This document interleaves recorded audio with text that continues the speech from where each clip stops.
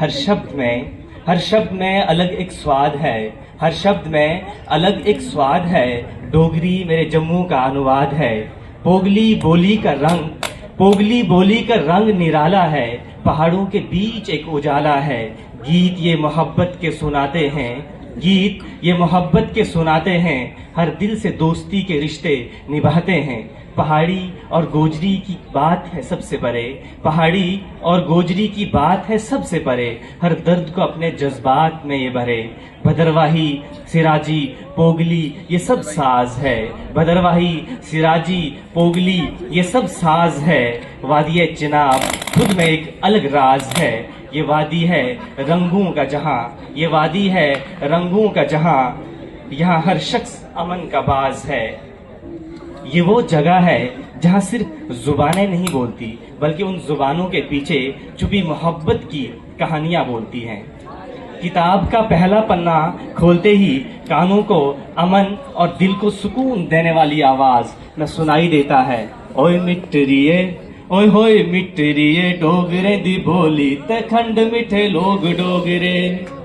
डोगरी एक ऐसी आवाज है जो सिर्फ जम्मू की आवाज नहीं, बल्कि पूरी रियासत के दिल की धड़कन है। पन्ने की दूसरी ओर कश्मीरी सिर्फ एक जुबान नहीं, एक जज्बा है, जहां जिगर शरीर का अंग नहीं, मोहब्बत का नया मतलब बन जाता है।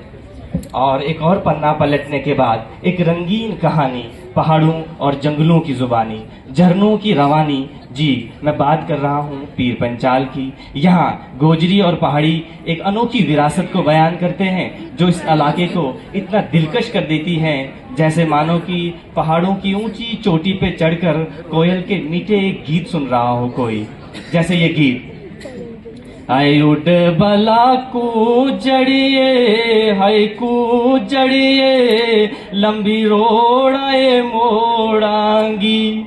और पहाड़ी में ये गीत, तुसी निका निका हस दे ओ, तुसी निका निका हस दे ओ, कसम खुदा दी चना मेरे दिल विच बस दे ओ। एक और पला पलटने से पहले ये शेर आपकी नजर। ये सिराजी पोगली भदरवाही का साज है। ये सिराजी पोगली भदरवाही का साज है। वादिये चनाब मोहब्बत का एक अल्फाज है।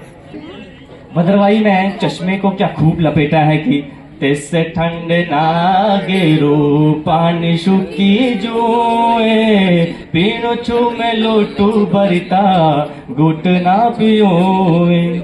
यूं सिराजी झूम उठती है और फख्र से कहते हैं, राज अंदर राज बदलो न मीनू सिराज है, बदल न मीनू सिराज। एक और पन्ने की ओर बढ़े तो बात आती है श्री माता वैष्णो देवी के चरणों में। पहाड़ों के बीच कोयल के गीत, पोगली में बातें, जुगनू से रोशन भरी रातें।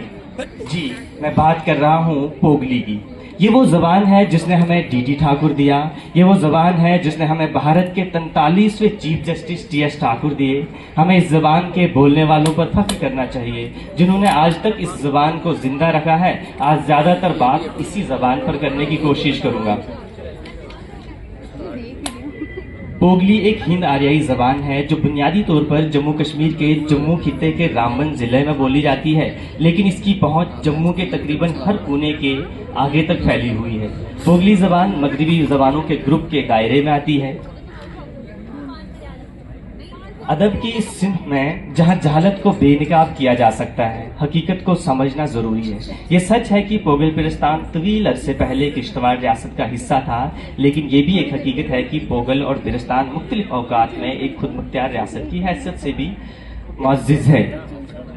लेकिन अफसोस की बात यह है कि कुछ लोगों ने अपनी पसंद और तासुब का चश्मा पहनकर इस इत्तेहाद और लगन को तोड़ने की कोशिश की है, जिसकी मिसाल पोगली जबान ने कायम की। ये जबान जिसके बोलने वाले मुख्तलिफ इलाकों में रहते हैं, एक हार में परोए हुए मोतियों की तरह जुड़े हुए हैं। ये वो बोली है जो गलियों और बाजारों के दरमियान बोली जाती है। अगरचे रामबन के सिर्फ कुछ मुख्तलिफ इलाकों में बोली जाती है, लेकिन इसकी मिठास की कोई हद नहीं। ये वो बोली है जो माहिरान लिसानियात के माहिर जॉर्ज गेरसन ने एक सदी कबल अपने नाम से मासूम ठहराया था। उन्होंने अपनी किताब लिंग्विस्टिक सर्वे ऑफ इंडिया में पोगली ज़बान का जिक्र किया है। थॉमस ग्राम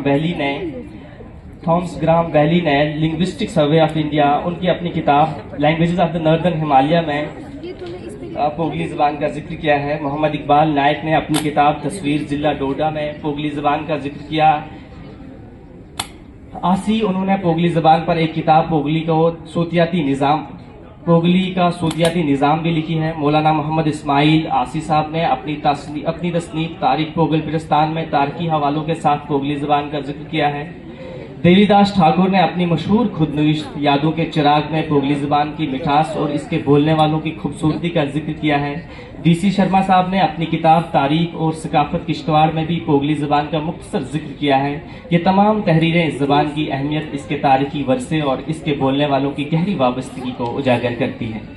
प्रोफेसर पीटर हुक, जो एक अमरीकी यूनिवर्सिटी के प्रोफेसर हैं, उन्होंने अपनी तसनीफ द सिंटेक्स ऑफ कश्मीरी में पोगली का जिक्र किया है। डॉक्टर मगरूब बानहाली ने अपनी तहकीकी मकालात में पोगली ज़बान को 12 मौजू बनाया है। वली मोहम्मद असीर ने अपनी किताब तस्वीर जिला डोडा में भी पोगली ज़बान का जिक्र किया है।